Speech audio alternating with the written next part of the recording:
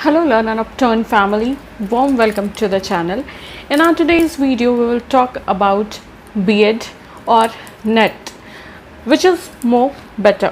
आज के इस वीडियो में हम बात करेंगे कि ग्रेजुएशन के बाद आपको B.Ed करना चाहिए या मास्टर्स करना चाहिए जिससे आप नेट एग्ज़ामिनेशन जो है वो दे सकें।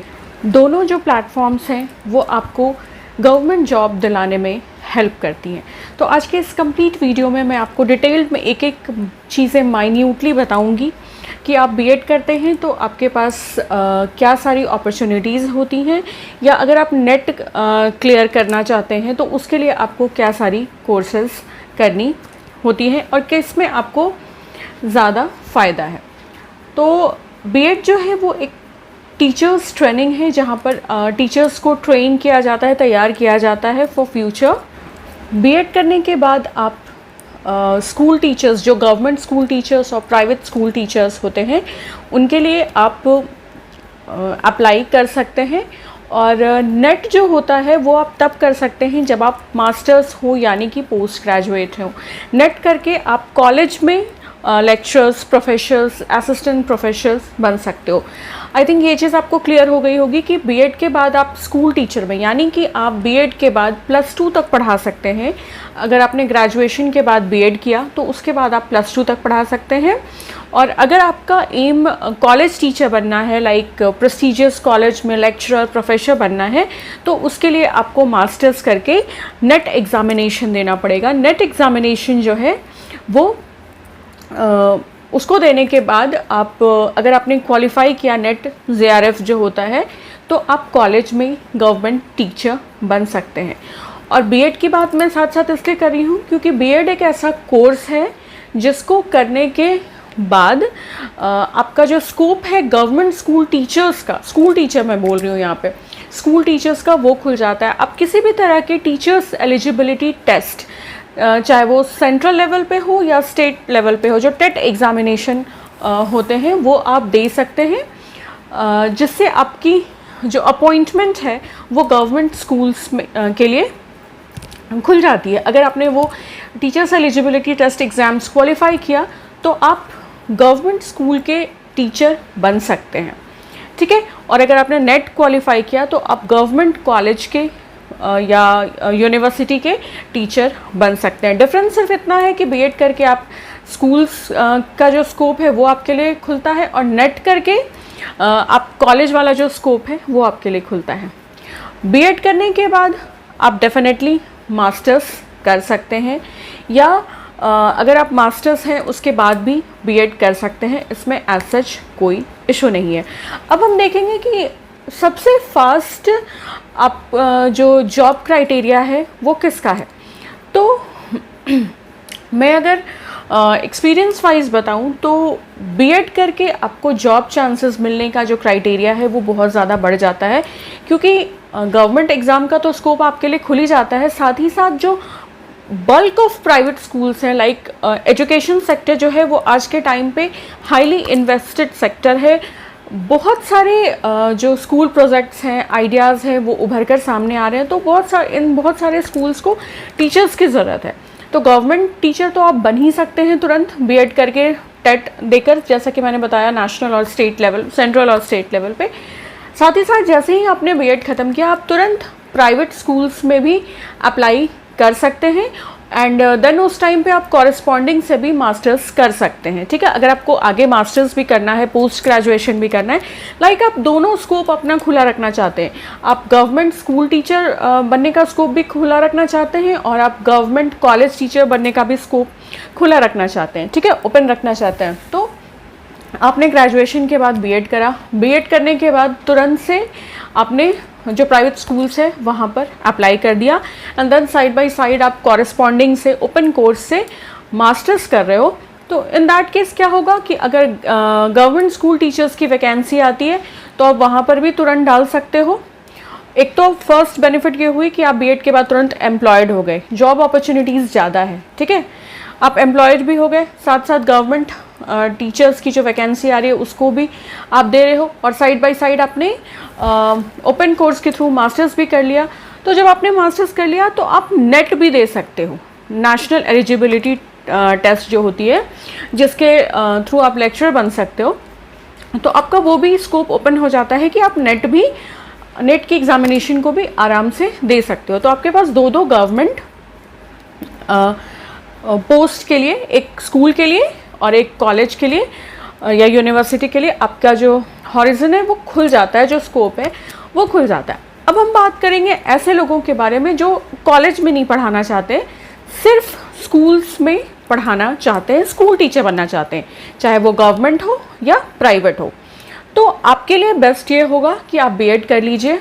ग्रेजुएशन तो मिनिमम क्वालिफिकेशन है ही बीएड के लिए। आप पोस्ट ग्रेजुएशन भी करना चाहते हैं तो कर सकते हैं फॉर एन एडिशनल डिग्री, या बाद में ओपन से भी करना चाहते हैं तो कर सकते हैं। आप बीएड करके तुरंत प्राइवेट स्कूल ज्वाइन कर लीजिए, एंड देन जो वैकेंसीज आते रहती हैं गवर्नमेंट स्कूल की, उसकी प्रिपरेशन करके आप गवर्नमेंट एग्जामिनेशन निकाल सकते हैं। दूसरी कैटेगरी ये होती है जो स्कूल्स में नहीं पढ़ाना चाहती हैं, वो कॉलेजेस में पढ़ाना चाहती हैं। तो मैं यहाँ पे आपको एक बात बता दूंगी कि कॉलेजेस में, जैसा कि मैंने बोला, स्कूल्स में, प्राइवेट स्कूल्स में बहुत स्कोप है, लेकिन कॉलेजेस में, प्राइवेट कॉलेजेस में उतना स्कोप नहीं है। वहाँ पर आपका स्कोप तब बहुत ज़्यादा इन्हांस कर जाता है जब आपने नेट क्वालिफाई किया है। तो अगर आप इस चीज़ को लेकर रिस्ट्रिक्टेड हो कि आपको कॉलेज में ही पढ़ाना है, तो आप ग्रेजुएशन कर लीजिए, उसके बाद मास्टर्स कर लीजिए, एंड मास्टर्स के बाद यानी कि पोस्ट ग्रेजुएशन के बाद सॉरी, आप आराम से नेट एग्जामिनेशन दे सकते हैं। प्रिपरेशन कर लीजिए, नेट एग्जामिनेशन दे दीजिए, और अगर आपका नेट जेआरएफ क्वालिफाई हो जाता है तो आप आराम से किसी भी प्रेस्टिजियस कॉलेज और यूनिवर्सिटी के लेक्चरर या प्रोफेसर बन सकते हैं। बहुत लोगों का क्वेश्चन ये होता है कि क्या नेट क्वालिफाई करने के लिए जो एलिजिबिलिटी क्वालिफिकेशन क्राइटेरिया है उसमें बीएड भी है होता है।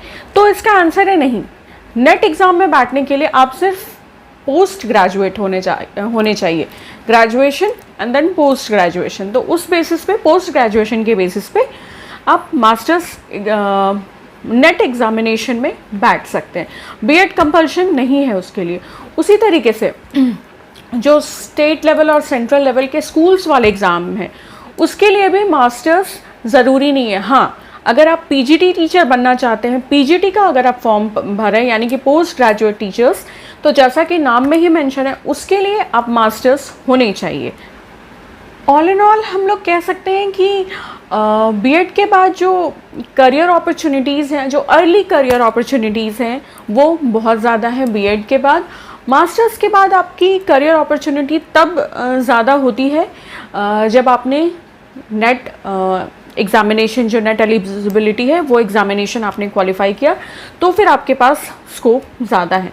अदरवाइज़ बीएड के बाद स्कोप ज़्यादा है, क्योंकि number of private schools compare to number of private colleges, तो नंबर ऑफ़ प्राइवेट स्कूल्स यहाँ है, नंबर ऑफ़ प्राइवेट कॉलेजेस यहाँ है, इतनी डिफरेंस है।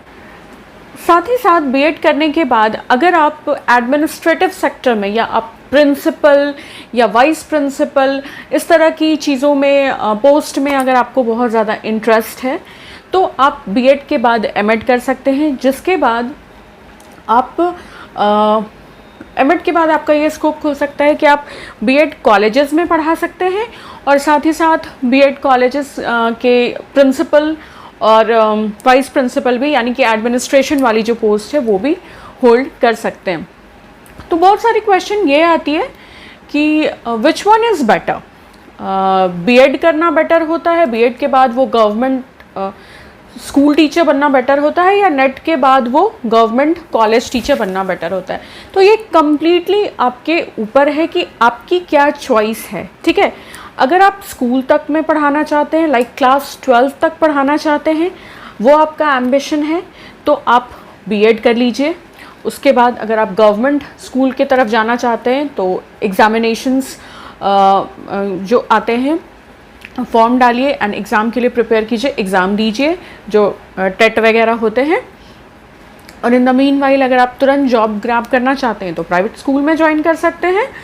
और अगर आपकी इंटरेस्ट 12 तक पढ़ाने में नहीं है, कॉलेज लेवल या यूनिवर्सिटी लेवल पे पढ़ाने में है, तो इन दैट केस आपको नेट एग्जामिनेशन क्वालिफाई करना होगा, जिसके लिए आपकी मिनिमम क्वालिफिकेशन, एजुकेशनल क्वालिफिकेशन जो होगी वो होगी पोस्ट ग्रेजुएशन, एक्सक्लूडिंग बीएड।